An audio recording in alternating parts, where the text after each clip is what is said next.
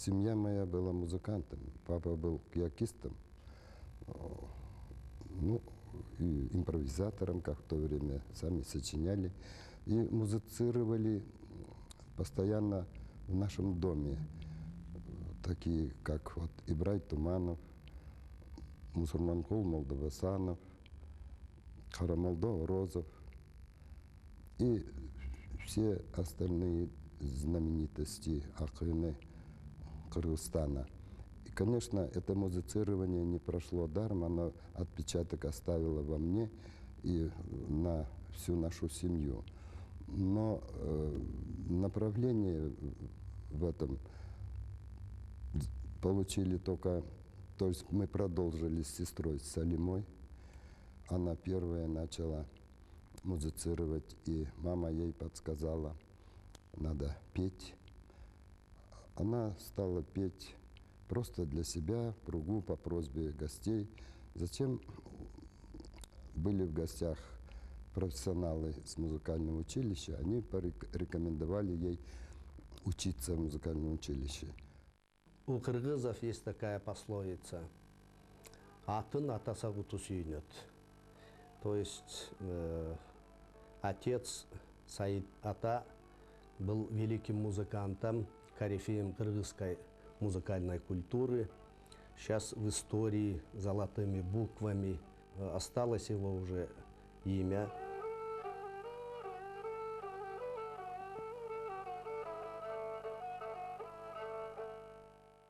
Сестра Салима Бекмуратовна тоже у нас работала.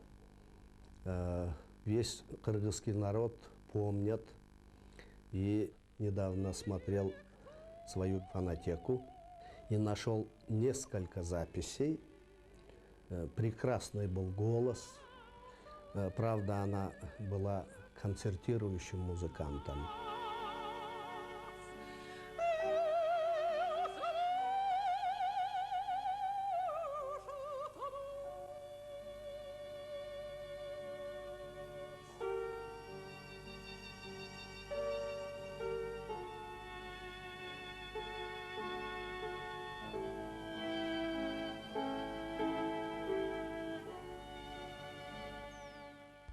После сестры, когда уже она закончила музыкальное училище и была направлена на Московскую государственную консерваторию имени Чайковского, прошло некоторое время, и папа сказал, чтоб я научился играть на кияке.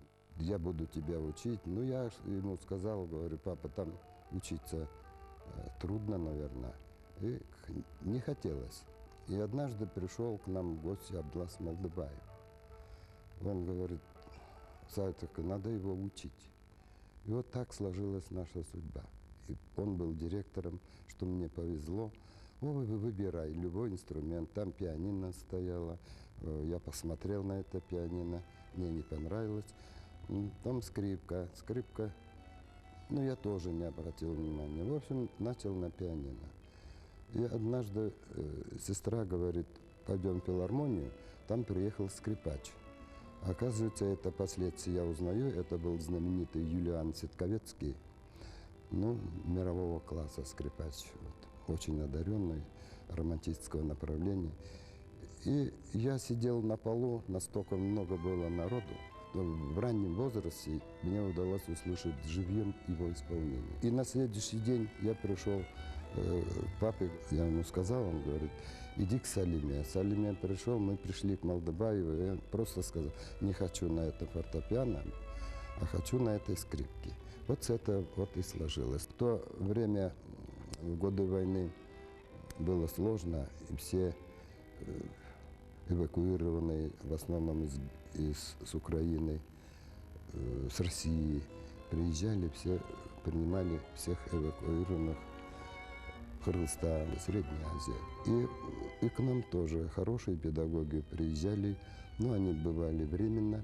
За период учебы у меня было 3-4 педагога.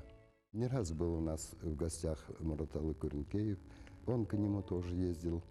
Они общались, и как у них между ними айтыш своего рода был интересный и собирал ну, буквально все музыкальное общество.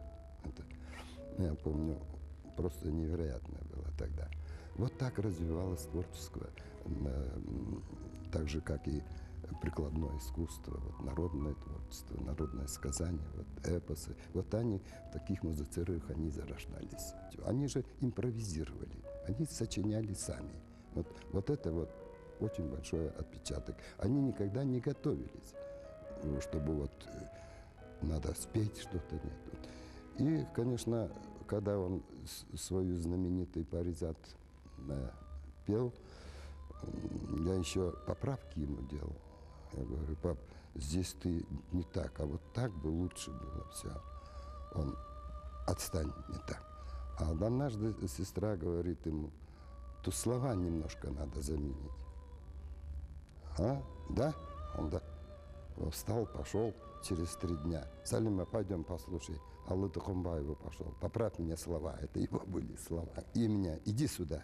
Вот так, пиши на ноты. Так я ему написал паризат нот. Я говорю: пап, ну ты же нот не знаешь. Ничего, Шубин знает. Да, Федор Федорович Шубин здесь вот работал, основоположник это Народного оркестра имени Хармолда Розова.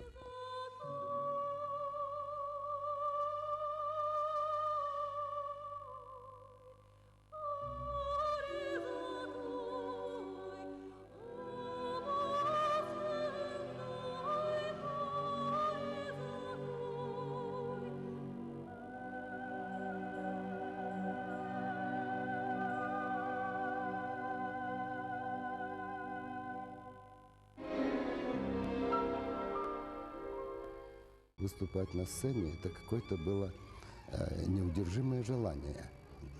Именно вот выйти на публику. Вот. И причем так выйти, так чтобы вот это вот... Никто же не знает, как мы готовимся к публичному выступлению. Вот эти 5 минут, которые мы преподносим публике на обсуждение, они скрывают за собой очень большой труд. Тогда мы были совсем молодыми. Он выступал, он как бы рекламировал свой инструмент. Одним из первых скрипачей в Кыргызстане из нацкадров там был Казбек Байке. Я работал концертмейстером оркестра, то есть и шел спектакль, я после спектакля оставался с 12 до 6 утра, я занимался. То есть все спали, я занимался, потому что мне надо было подготовиться к следующему концерту. Мне нужно очень виртуозно сыграть, чтобы слушатель легко воспринял. Я играл это знаменитый румынский танец «Жаворонок». Это настолько подвижно.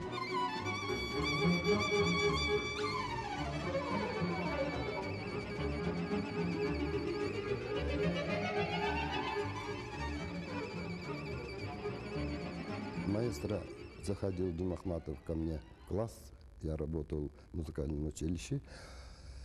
Так, ты знаешь, завтра у тебя 10 репетиция, а вечером у тебя концерт. Хорошо, маэстро? Хорошо. В 10 прихожу на репетицию, вечером концерт. Не проходит дня, ты знаешь, завтра у тебя там-то игра. То есть правительственный концерт. Вот мы с ним знакомы, сотрудничаем 1956 года. Ну, посчитайте, сколько лет мы с ним дружим. Да?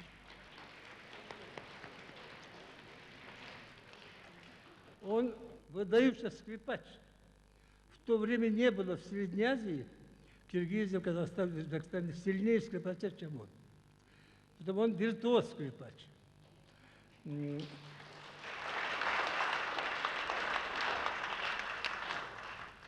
с ним обработали знаменитую пьесу хора стаккато Денику, и где он вытворял чудеса. Там, кроме того, что там играл он по нотам, он еще добавлял. То есть у него скрипка то пела соловьем, то есть он фокусник уже, скрипач был, так? И мы с ним часто гастролировали. В Алматы, когда мы играли, так все встали. Тогда там не было такого скрипача. В Ташкенте, в Москве мы все выступали. У меня сестра Салима, она дружила с Бибисарой Бишаналиевой. И вот балет Чолпон, она когда там танцует,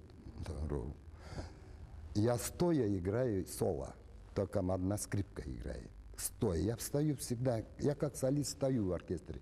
Если «Лебединое озеро» подходит это соло, скрипичное знаменитое «Адажо», я встаю. То есть мы уже привыкли стоя играть. Мы не... И вот я стою, Биба танцует, и вот она прибежит, когда я сыграю. Ой, Казбечек, ой, спасибо, мало нету. Ну, такие, как солисты, знаменитости. Ну, просто мы тогда друг другу значения не придавали. Ну, работали.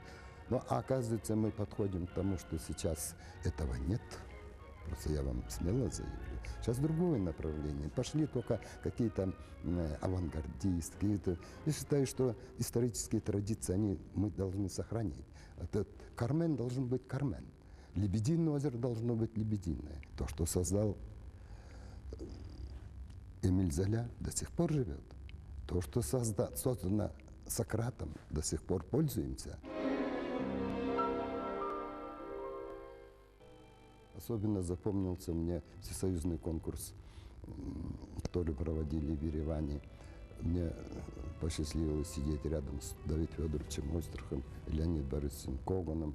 Рядом магнат сидит, это мировой известности методист-педагог Юрий Исаевич Инкелевич, там Альберт Марков, Юрий Мазуркевич, Ашрафи, это узбекский профессор. И когда объявили меня, что 17-й член жюри представитель Кыргызстана, мне больше всех хлопали. И мне было неудобно. Я старался спрятаться под стол. А меня Мухтар Ашрафи берет, говорит, поднимает, говорит, сиди спокойно. Да, встань, поклонись. Я встал, поклонился опять. Он выдающийся педагог. И у него учатся, ну, киргизы, это понятно, но у него почти корейские диаспоры учатся. У него столько корейцев,